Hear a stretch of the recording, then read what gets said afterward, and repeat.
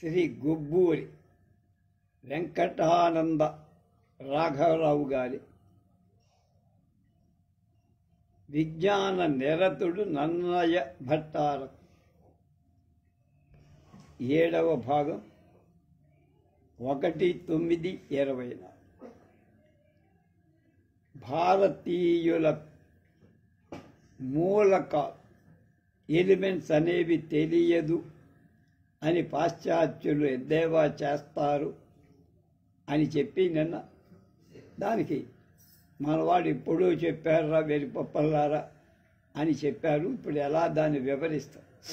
అగ్ని పూర్వరూపం, ఆదిత్య ఉత్తర రూపం, వైద్యుత సంధానం, ఆపస్సంధి తైత్తిరీయంలో ఉంటుంది. ఈ వాక్యార్థాన్ని ప్రతిపాదించటానికి ముందు ఉపోద్ఘాతం చెప్పాలంటున్నారు. ఇప్పుడు మనం హై స్కూళ్లలో కాలేజీలు విజ్ఞాన శాస్త్రాన్ని అభ్యసించే విద్యార్థులు హైడ్రోజన్ వాయువును స్వయంగా తయారు చేసి దానికి జ్వాలాస్పర్శ చేసి చూసినప్పుడు నేత నీలి గల జ్వాలతో అది మండుతుంది. మనం చూసాం ల్యాబ్లో. అలాగే ఆ జ్వాల యొక్క వేడిమి 3000 డిగ్రీలు అని ఇవాళ వైజ్ఞానికులు సైంటిస్టులు చెబుతున్నారు. కొత్త ఉడుకుతున్న నీటి వేడి సాధారణంగా 100 డిగ్రీల సెంటీగ్రేడ్. దీనికి 30 రెట్లు ఎక్కువ దారుణం గల జ్వాలతో హైడ్రోజన్ మండుతోంది. ఇంతటి ఉగ్రత కలదనటం చేత ఉక్కును వెన్నలాగా కరిగించగలదని. ఉక్కు ముక్కల అతకటానికి హైడ్రోజన్ జ్వాలనే సాధనంగా చేసుకొని ఉక్కు పని చేసేవాళ్ళు రోజు వాడుతూ ఉంటారు. ఇంతటి ఉగ్ర ఉష్ణ ప్రభావం గల హైడ్రోజన్ జ్వాలను భారతీయులు అగ్ని అన్నారంటారు. ఈ అగ్ని యొక్క పూర్వం ఏముంటుంది? అది మండకుండా వాయు స్థితిలో ఉంటే హైడ్రోజనే అగ్ని పూర్వరూపం కావాలి కదా.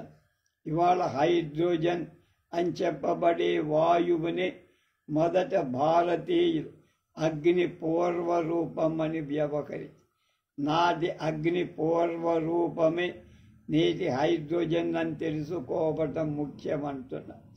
ఇక ఆదిత్య ఉత్తర రూపం అంటే ఏమిటి అనే సంగతి మనం తెలుసు. అగ్ని పూర్వరూపం, ఆదిత్య ఉత్తర రూపం, అగ్ని అంటే హైడ్రోజన్ చెప్పేశారు. ఇక ఆదిత్యుడు అంటే మనమందరం మినిటునకు 16 సార్లు ఊపిరి తీసి విడుస్తుంటాం. నిమిషానికి 16. బయటికి విడిచే గాలిలో ఒక విషవాయువు, దీన్నే పడమటి వైజ్ఞానికులు కార్బన్ డైఆక్సైడ్ అన్నారు.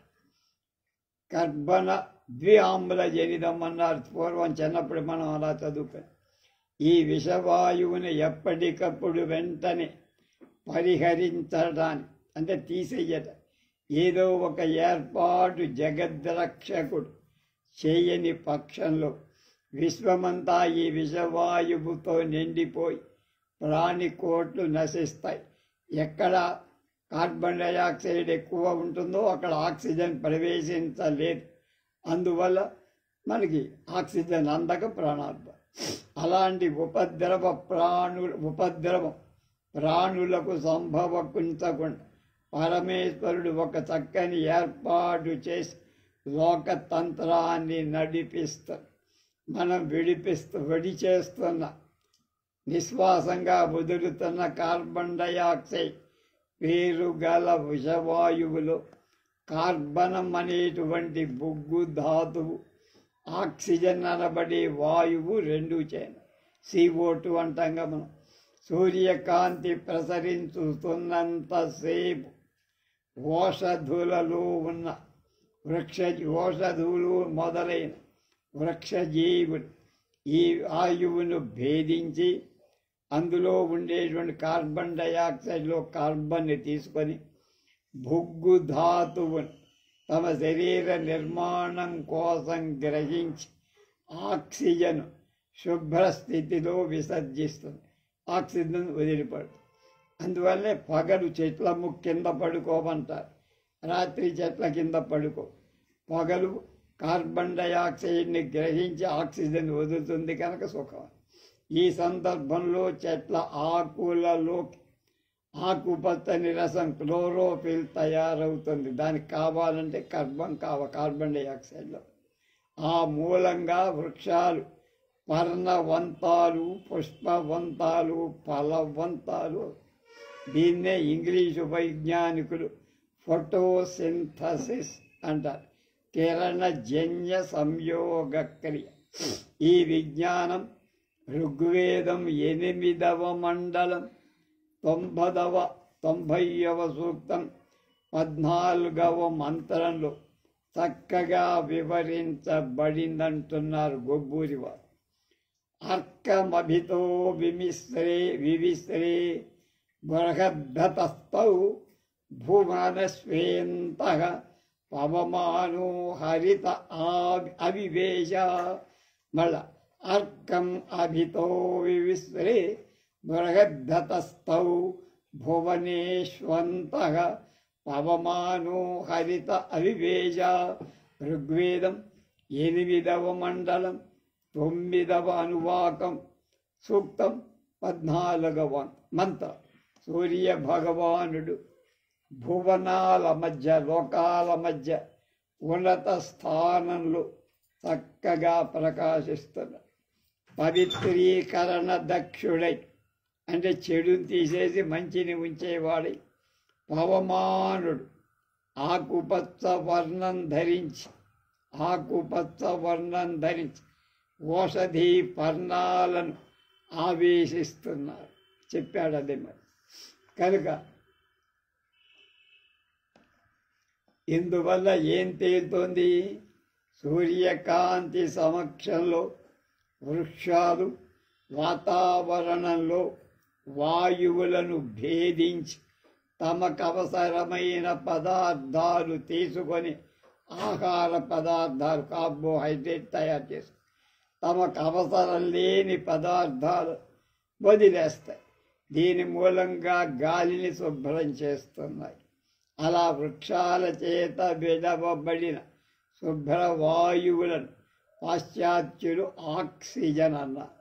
మన పూర్వులు దానిని ఆదిత్య ఉత్తర రూపం అన్నారు. సూర్యకాంతి ప్రసరించటం మూలంగా వాయువు కార్బన్ డైఆక్సైడ్ నుండి విడివడటం చేత దీన్ని వాడు ఆదిత్య ఉత్తర రూపం అని పేరుగా చెప్పారు. పేరు భేదమైన విశాలత్వంలో విశ్వంలో పరిశుభ్రమైన ఆక్సిజన్ వాయువు ఎలా ప్రాప్తమవుతుందో తెలిసే వాళ్ళు ఆ పేరును ఆదిత్య ఉత్తర రూపం అన్నారు. అది ఇక అగ్ని పూర్వరూపం, ఆదిత్య ఉత్తర రూప విశిష్టాలైన వాయువులు రెండిటి గురించి అధిజ్యోతిషం ఏం చెబుతోందో ఒకసారి చూద్దామంటున్నారు. అగ్ని పూర్వరూపం ఆదిత్య ఉత్తర రూపం వైద్యుత సంధానం ఆప సంధి.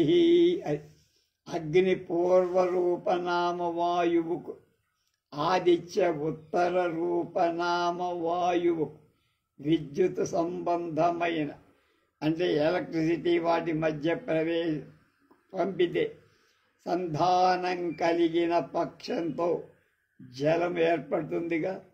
మనవాడు సైంటిస్టులు కూడా చెప్పింది అదే కదా. కనుక ఆక్సిజన్ని హైడ్రోజన్ని ఒక పాల్లో కలిపితే వాటర్ నీళ్ళు వచ్చేస్తాయి.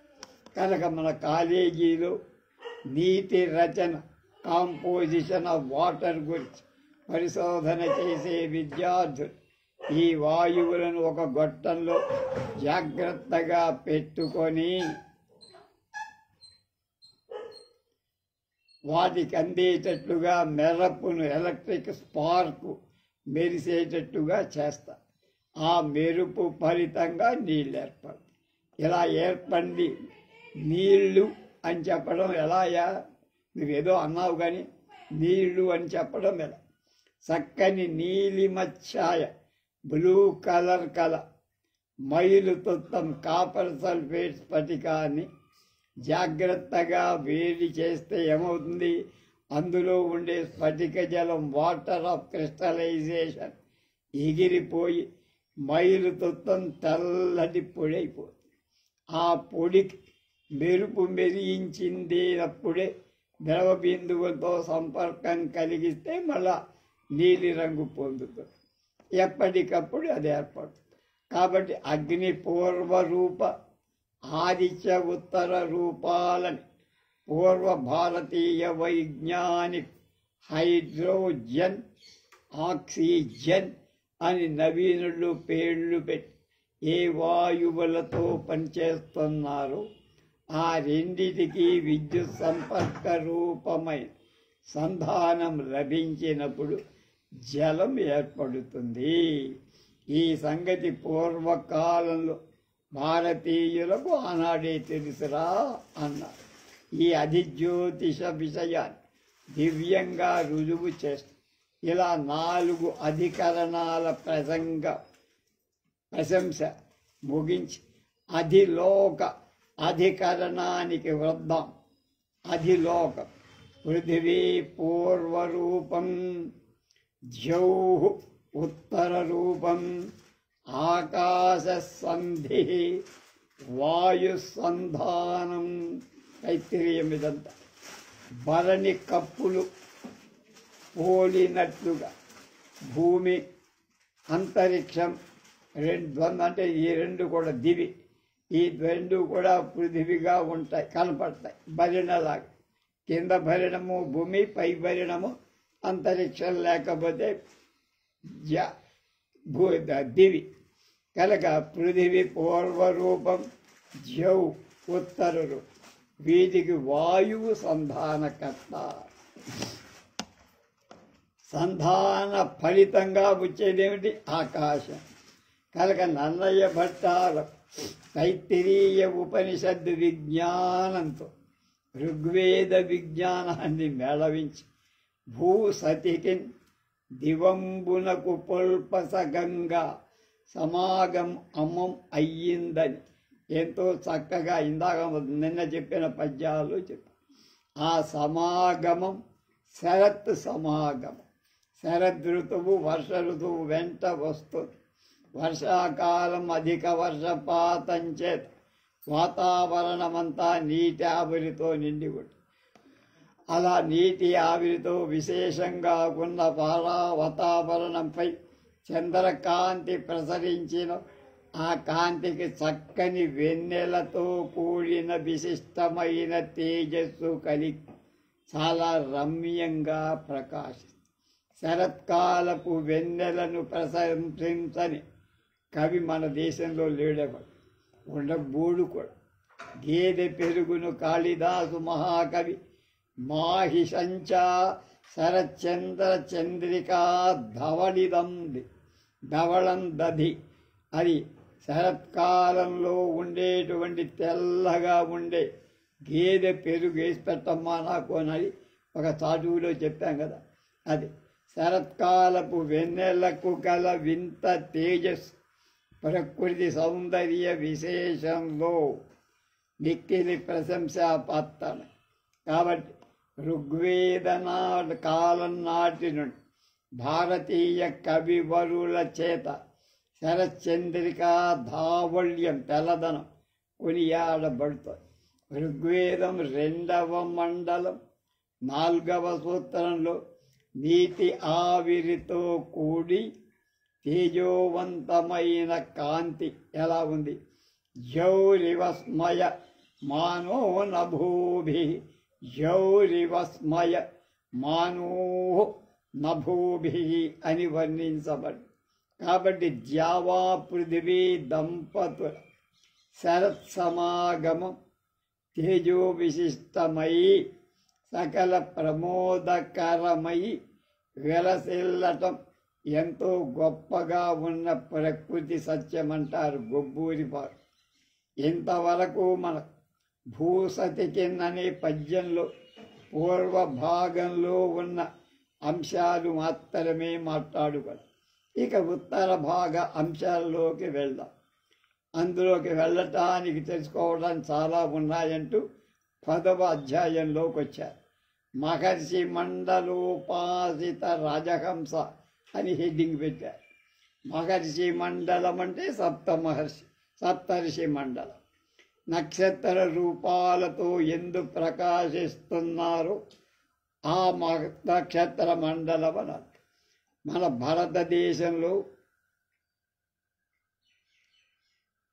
ఇవాళ జ్యోతిష్ శాస్త్రవేత్త అశ్విని భరణి కృత్తిక మొదలైన నక్షత్రాల 27 సప్త ఋషులుగా ధ్రువుణ్ణి అగస్త్యుణ్ణి మాత్రంగా గుర్తించారు.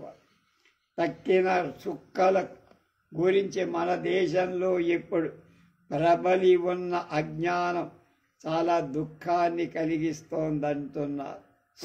మంచి దృష్టి గల మానవుడు ఆకాశంలో గల చుక్కలను జాగ్రత్తగా పరిశీలించి లెక్క పెట్టిన పక్షంలో ఆ నక్షత్ర సంఖ్య సుమారు 8,000 ఉంటుందని చెప్పుకున్నాం. టెలిస్కోప్ యంత్రంతో ఆ చుక్కలను కూడా దూరంగా ఉన్న వాటిని పెద్దవిగా చూడగలరు. యంత్ర సహాయం అక్కర్లేకుండా ఖగోళ వేధ చేసి 8,000 చుక్కలను గుర్తింపగల మన కంటితోనే. ఋగ్వేద కాలం నాడు ఈ చుక్కలనన్నిటినీ వేద ఋషులు చక్కగా గుర్తించారు.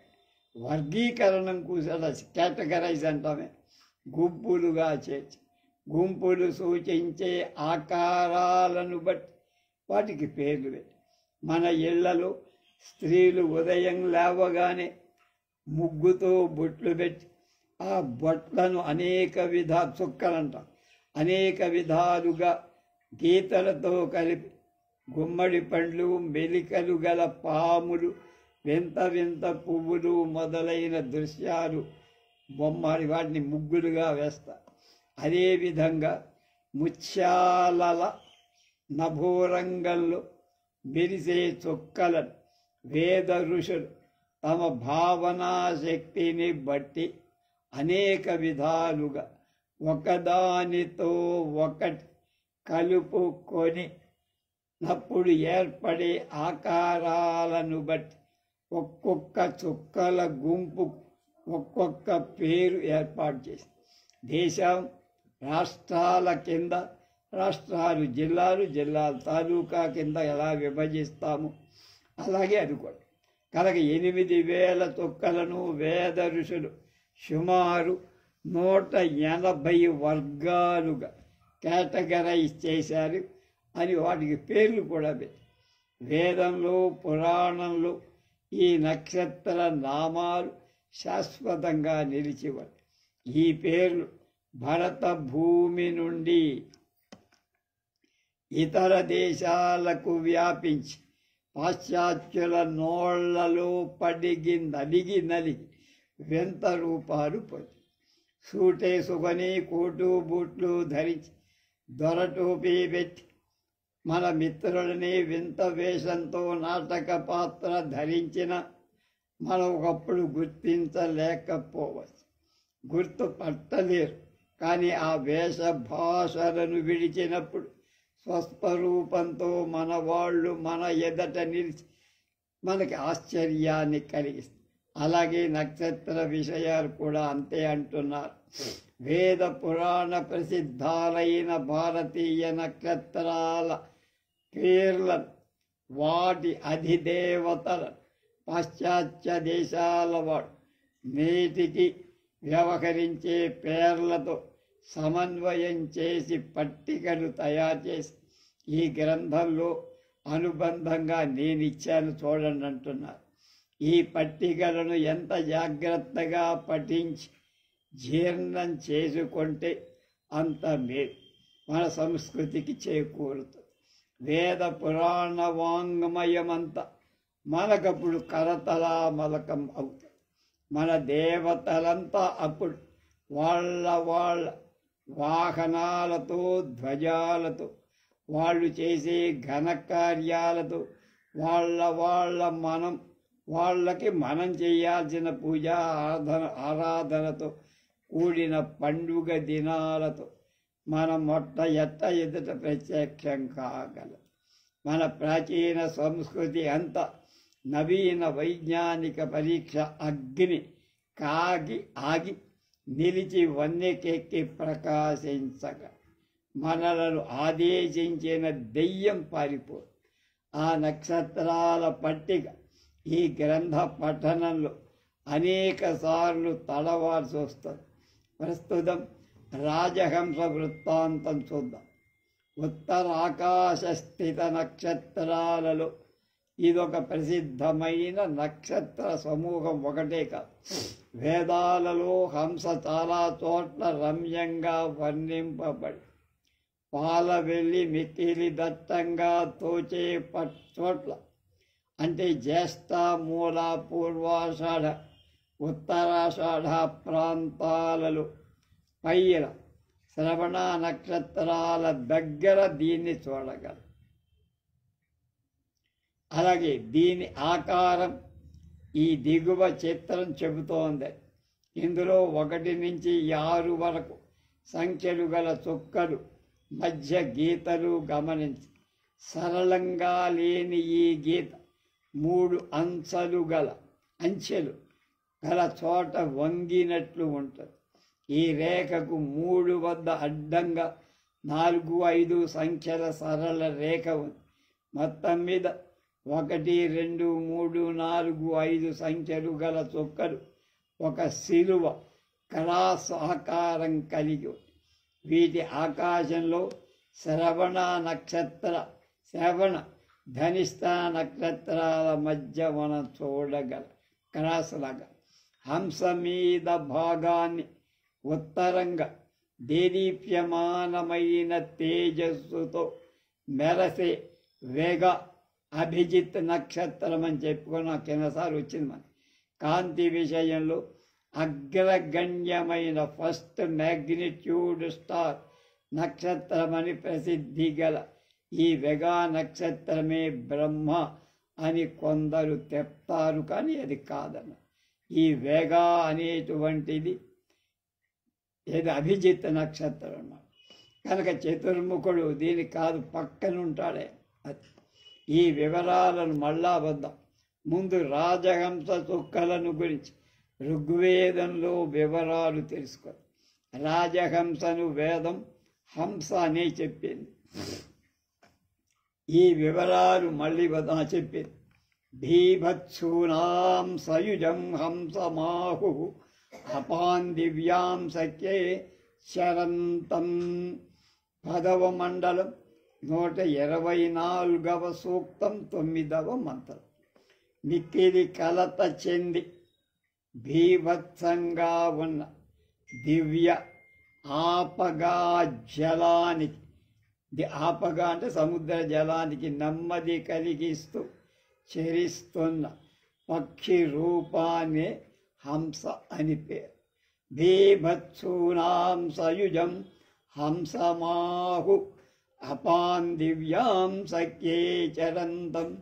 బాగా కలత చెంది బీభత్సంగా ఉన్న దివ్య ఆపగా జలాలకు అంటే మిన్నేటి అంటే స్వర్గంగకు నెమ్మది అంటే దాని వేగాన్ని తగ్గించి చెరిస్తున్నటువంటి ఒక పక్షి రూపంగా ఉంటుంది. అదే హంస.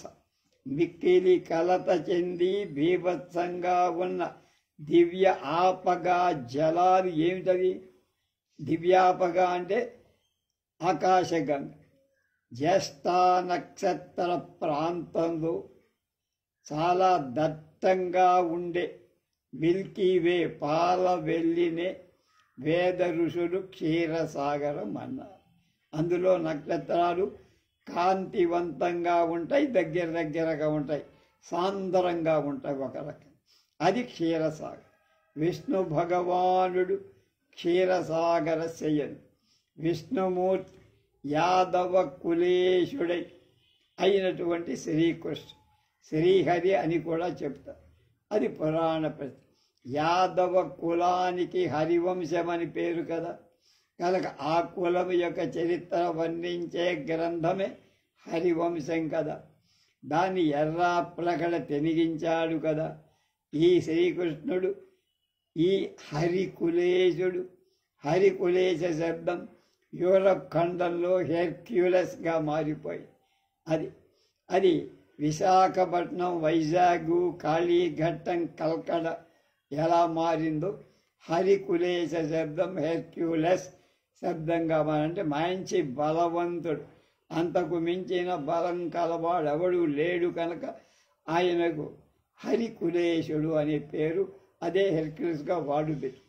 ఉత్తర దిశా నక్షత్రాలలో హెర్క్యులస్ అనే గుంపు నక్షత్రాలు ఉన్నాయి. అదే వేద ప్రసిద్ధమైన విష్ణు భగవానుడి పరమ పదం. విష్ణుదేవుడి పాద అంగుష్టం అంటే బొటన వేలు, నిశ్చ్యూత దివిజ గంగా భవాన్, ఆ బొటన వేలు నుండి ఉద్భవించిన గంగా నది, అదే మిల్కీవే. పాలవెల్లి దృశ్యంగా ఒత్తుగా ఉన్న భాగం క్షీరోదం. అంటే ఎక్కువ నక్షత్రాలతో బాగా దగ్గరగా ఆ నక్షత్రాలుండి అన్ని నక్షత్రాలు తేజోవంతంగా ఉంటే అది క్షీరోదం, మిల్కీవే. దాని కింద పల్చగా సన్నగా వ్యాపించి ఉన్న కాంతి తక్కువగా ఉన్న నక్షత్రాలు కనపడతాయి. అదే మిల్కీవే కింద ఉన్నది మిందేరు ఆకాశ గంగ. కనుక ఇప్పుడు ఏమిటి క్లారిటీ ఏమిటి? దట్టమైన నక్షత్రాలు, కాంతి కలిగిన దట్టమైన నక్షత్రాలు కలది మిల్కీవే, క్షీరోదం. దాని కింద పల్చగా ఉండే నక్షత్రాలు కలిగి వాటికంటే తక్కువ కాంతి కలిగింది. ఆ దృశ్యమే ఆకాశ గంగా, మిన్నేరు. ఈ ఆకాశ గంగా ప్రవాహం ఆ పైన విష్ణు పాదం నుంచి కిందకి పరవకిస్తున్నట్లుగా ఊహించారు. అది క్షోభ చెంది ఉరికి పడకున్నప్పుడు, అలాగే విష్ణు పాదం నుండి ఉరికి పడినప్పుడు ఆ గంగాజలం చాలా క్షోభ చెంది కల్లోలంగా ఉంది. ఆ కల్లోలాన్ని తగ్గించటానికి సంక్షోభం పొందిన ఆకాశ గంగా జలానికి శాంత స్వభావం కల హంస నెమ్మదిని ఇచ్చి, ఈ హంస వల్ల అది నెమ్మదిని ఇచ్చి ప్రశాంతత చేకూరుస్తుంది. సంక్షోభించే వియద్గంగా జలం దృశ్యం ఈ పక్క పటంలో చూడమన్న తర్వాత చూద్దాం. హంసకు హగుంస అనే రూపాంతరం ఉంది. దాన్ని చెబితే హగుంస. కాగా హగుంస ససిదక్షత హృద్యోమసతోబ్జా గోజారతయా అద్రిజ అని మధ్యాహ్న సంధ్యావందనం చెప్తారు. కూగుంస శ్రీచిషత్ అనే సుప్రసిద్ధ వేద మంత్రంలో ఈ హంస ప్రశంసించబడు. హగుంస శబ్దభవం సిగ్నస్ అంటారు. హగుంస అనే దాంట్లోంచి వాళ్ళకి పాశ్చాత్యులు ఒక మాటను లేకున్నారు, వాళ్ళు సృష్టించుకోరు. దాని పేరు సిగ్నస్, CYGNUS. ఈ హంస చుక్కలను పాశ్చాత్యుడు సిగ్నస్ అనే పేరుతో చెప్పు. హంస దివిజగంగ ప్రశాంతత కూర్చటమే కాక ఖగోళంలో నీర క్షీర విభాగం చేస్తారు. దీన్ని వేరు చేస్తారు. పైన పాలు, కింద నీరు, ఇది గంగాజలం. ఈ రెండింటినీ వేరు చేస్తోంది. విష్ణుడు పాల సముద్రం మీద పవనించి ఉండాలి. పద్మనాభుడి పాదాబ్జంలో గంగా భవాని పుట్టే. క్షీరోద హంసానికి ఆకాశ గంగకు మధ్య నిలిచి ఈ క్షీర నీర విభాగం చేయటం చూడగా అది వింతలాగా భర్తృహరి చెప్పిన పద్యరత్నం స్మరణకు వస్తుంది. హంస బ్రహ్మదేవుడికి వాహనం. అలాగే బ్రహ్మదేవుడికి ఒకప్పుడెప్పుడైనా పిచ్చెత్తి తన వాహనం మీద కోపం వచ్చిన ఆ పక్షిని నిర్బంధించి చక్కని పద్మంతో ప్రకాశిస్తున్న సరస్సులో విహరించడానికి దానికి ఆజ్ఞ ఇస్తాడు. అది కనుక వనజభవుండు కోపమున వాహనమైన మరాళ భర్తకు వనజవనీ విహార కలనంబును మాన్పగజాలు కాని కుంభనమున దుగ్ధ జీవన విభాగ విధాన నిరూఢ నైపుణీజనిత మహాయశో విభవసారము హంసకు మాన్పనేర్చునే. దానికి సహజంగా వచ్చింది. క్షీరాన్ని నీరాన్ని వేచేశారు. ఈయన కట్టడి వల్ల అది ఎక్కడైనా ఇంకొక చోటకి వెళ్ళి అక్కడ విహరిస్తే విహరించు, కానీ దాని స్వభావ సిద్ధమైన క్షీరాన్ని నీరాన్ని వేచేసే లక్షణాన్ని మాత్రం పోగొట్టలేడుగా బ్రహ్మంతటి వాడు కూడా. అది కనుక హంస భూగోళ ఖగోళాల చక్కగా ఈ విచక్షణతో నీర క్షీర విభాగం చెయ్యగలదు అని ప్రసిద్ధి చెంది. ఇక సరస్వతీ నది ఏమిటి? ఋగ్వేదంలో సరస్వతీ నదికి గల ప్రసిద్ధి మరి ఏ ఇతర నదికి లేదని చెప్పాంగా. వేదాల్లో గంగా నది ప్రశంస 1-2 చోట్ల ప్రాముఖ్యం వచ్చింది. కానీ ఇటీవల గంగా నదికి గల ప్రశస్తి ప్రాముఖ్యం ఆనాడు సరస్వతీ నదికే ఉండే. గంగ కంటే ఇప్పటి యమునా నదికి దగ్గర దృషద్వతి, సరస్వతి అని 2 నదులు ఉన్నాయి. ఈ నదుల మధ్య ప్రదేశమే బ్రహ్మావర్తం మంది. బ్రహ్మావర్తాన్ని మనువు ప్రశంసించి ఉన్న ఇటీవల మేఘ సందేశ కావ్యం రాసిన కాళిదాసు కూడా బ్రహ్మావర్తం అనే పేరే ఉపయోగించి. ఇవాళ సరస్వతి నది కనపడదు మనకి. అంతర్వాహిని అయి సరస్వతి స్రవంతి మానవులకి కనపడకుండా లోపల ప్రవహించి గంగా యమునతో ప్రయాగం హరిద్వారంలో సంగమిస్తోందని భక్తుల విశ్వాసం. కనుక గంగా యమున సంగమ ప్రదేశం అంతర్వాహిని సరస్వతితో త్రివేణి సంగమం పుణ్యతీర్థం. ఇప్పుడు ఈ లోకంలో నదీ రూపంలో ఉన్న సరస్వతీ నది స్రవంతి కనపడకపోయినా వేద యుగాల్లో ఆ నదీమ తల్లి పుణ్య నదిగా అనేక మంది పలుకుల వెల్లదిగా అంటే మాటలకే ఆమె నాయకురాలుగా మిగుల ప్రఖ్యాతిని పూజలను పొంది స్తుతింపబడుతోంది. సరస్వతీ తీరం మిక్కిలి పవిత్రమైన పుణ్యభూమి అని జనులంతా అంట.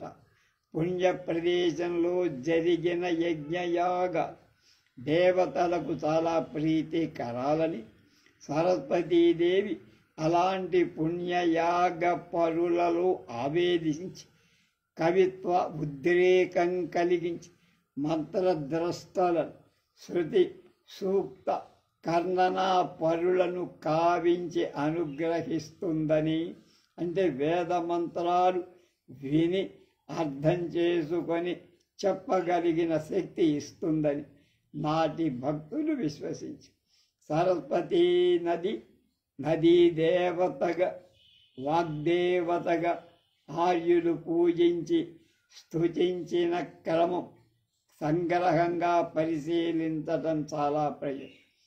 అంబితమే నదీతమే దేవితమే సరస్వతి అన్నారు ఋగ్వేదంలో 2వ మండలంలో 41లో 16 మంత్రం. తల్లులందరిలో గొప్ప తల్లి, నదులలో గొప్ప తల్లి, దేవతలలో శ్రేష్ఠురాలైన సరస్వతీ మాత అని వేదం చెప్పింది. ఉపన్యాస సరస్వతీ ఘోరాహిరణ్య వర్తన వృతఘ్నీ. ఋగ్వేదం 6వ మండలంలో 61వ సూక్తంలో 7వ మంత్రంలో దేవతామూర్తి సరస్వతి బంగారు మార్గంలో ప్రవహిస్తూ ఘోరా హిరణ్యవర్తన, బంగారు మార్గంలో ప్రవహిస్తూ శత్రువులను ఘోరంగా సంహరించు తల్లి హిరణ్యవర్తన వృత్రఘ్ని అని. వృత్రఘ్ని అంటే శత్రువులను ఘోరంగా సంహరించు. యస్యా అనంతో ఆహ్వతస్తే చరిష్ణు రర్ణవహామళ. యస్యా అనంతో ఆహ్వతస్తేష చరిష్ణు రర్ణవః అమశ్చరతి రోరువత్. ఇది కూడా ఋగ్వేదంలో 6వ మండలంలో 61వ సూత్రంలో 8వ మంత్రం. ఏం చెప్పారు? గుండెల తల చేస్తూ అంటే గుండెలు అదరేటుగా చేస్తూ నినాదంతో శబ్దంతో అర్ణవంలాగా సముద్రంలాగా అద్భుత బలవేగంతో సమస్తాన్ని తరిమి తోసుకొని వచ్చేటువంటి అఖండానంత ప్రవాహ రూపవతి సరస్వతి అన్నారు. ఎవరు? వేద ఋషులు. వాళ్ళకి అలా కనపడింది. మళ్ళా యస్యా అనంతో ఆహ్వతస్త్వేషరిష్ణు అర్ణవః అమశ్చరతి రోరువత్. రో అంటే శబ్దం చేయుతాం కనుక అది సరస్వతి. అంటే గుండెలదిరేటట్టుగా మహాశబ్దాలతో మహాసముద్రంలాగా అద్భుత బలవేగంతో సమస్తాన్ని తరిమి తోసుకొని వచ్చే అఖండానంత ప్రవాహ రూపవతి సరస్వతి నది అని దానిలో వేదంలో. పక్షోదసాధయ సాహస్ర ఏషా సరస్వతి ధరుణామాయసీపూః ప్రభావధానారజ్యే వయాతి విశ్వ అపో మహిమా సింధురన్యాః. ఇది కూడా ఋగ్వేదలమలు. పక్షోదసాధయ సాహస్ర ఏషా సరస్వతి ధరుణామాయసీపూః ప్రభావధానారజ్యే వయాతి విశ్వ అపో మహిమా సింధురన్యా. ఋగ్వేదంలో 7వ మండలంలో 95వ సూక్తంలో 1వ మంత్రం. బాగా వేగంతో ప్రవహిస్తున్న ఈ సరస్వతి నది ప్రవాహమే మనకు దిక్కు. ఉండటానికి తినాలన్నా తాగాలన్నా వంట చేసుకోవాలన్నా ఆ నీరే. అది మనకు రక్షకురాలు. మన ఇనప కోట. పక్షోదయ సాధయ ఏషా సరస్వతి ధరుణామాయసీః ప్రభావధానారజ్యే వయాసి ఆపో మహిమా సింధురన్. మనకు ఎనప కోట, మన శత్రు సంహారి. అంత శక్తి మహిమ మరే నదికి ఉంది. అది అంత. విశ్వ అపో మహిమ. ఆపు అంటే నీరు కలిగిన శక్తి. అయ్యే నదికి ఉంది. సింధురవ్యాహ. అది కనుక అహో అర్ణః సరస్వతి ప్రచేతయతి కేతునాధియో విశ్వరాజతి. 1వ మండలం 3లో 10. దివ్య ప్రవాహమా సరస్వతీ నది, నీ దివ్య ప్రభ సమస్తాన్ని వెలిగిస్తా. ప్రతి పవిత్ర భావానికి నువ్వు ఉత్తేజాన్ని కలిగిస్తావు. దేవి సరస్వతి ఆనో దివో బృహస్పః పర్వతాదా సరస్వతి యజతా గంతుం యజ్ఞాం హవం దేవీజు జుషాణ ఘృతాచీ శర్మాం నో వాచమసతే శృణోతు. 5వ మండలం 43వ సూక్తం 11వ. దేవి సరస్వతి నువ్వెవడి ఆనో దివో బృహతగ పర్వతాదా సరస్వతి పరిమళ మూర్తి. నీ నీరు మంచి సువాసన కలుగుతాయి మురుక్కం పొండ. మా వాక్యాలను దయతో వినమ్మ, మా ప్రార్థనలు మన్నింపమ్మా. యజగాగంతం యజ్ఞాం హవం దేవి జుషాణాఘృతాది. మా ప్రార్థనలు మన్నించి మా ఆగమాలను నీ చతురతో పరీక్షించుతున్న మమ్మల్ని కటాక్షించి మహోన్నతమైన స్వర్గలోకాన్ని నుండి అవతరించి పర్వత అవరోహణం చేసి మా అజ్ఞానాన్ని విచ్చే మా యజ్ఞానికి రా. మేము చేసే యజ్ఞానికి ఈ పైన నీకు అడ్డంకులు ఏర్పడితే వాటిని నీ తొలగించుకొని మా యజ్ఞానికి రా. నీ రాక చేత మా యజ్ఞం పావనం చేసి సంపూర్ణ యజ్ఞ ఫలం మాకు ప్రసాదించు. ఆనో దివో బృహత పర్వతాదా సరస్వతి యజతాగంతు యజ్ఞాం హవం దేవి జుదుషాణాఘృతాచి. శగ్మాంగో వాచ చ మశతి శృణోతు. అది మా మాటలు వినమ్మ. మమ్మల్ని పాలించటానికి మేము చేసే యజ్ఞం చూసి నువ్వు సంతృప్తి పొంది దాని ఫలితాన్ని మాకివ్వటానికి నువ్వు దిగిర్రా. శోదయత్రి సోనృతానాం చేతంతి సుమతీనాం యజ్ఞం దధే సరస్వతి. అది చోదయిత్రి సోనృతానాం చేతంతి సుమతీనాం యజ్ఞం దధే సరస్వతి. దేవి సరస్వతి నువ్వు సత్యాన్నే మాట్లాడు, పలికిస్తావు. మా నోటంబడి అబద్ధం రానివ్వకూడదు. నీ ప్రేరణ చేతని మానవుడు మనోజ్ఞమైనటువంటి రచనలు గేయాలు రాయగలుగుతాడు. నీ ఆవేశ బలం చేతని మనస్సులలో చక్కని భావాలు ఉదయించి చైతన్యాన్ని కలిగిస్తావు. తల్లి మా యజ్ఞాన్ని అంగీకరింపు. మేము చేసే యజ్ఞాన్ని నువ్వు మెచ్చుకొని దాని ఫలితాన్ని మాకు. చోదయిత్రి సోనృతానాం చేతంతి స్వమతీనాం యజ్ఞం దధే సరస్వతి. ఇలా ఋగ్వేద కాలం నాడు దేవీమ తల్లి, మాతృమ తల్లి, నదీమ తల్లి అయినటువంటి ఆ సరస్వతి భక్తిపూర్వకంగా ప్రశంసించబడ్డ అనేటువంటి స్త్రీలలో సరస్వతి ఉంది.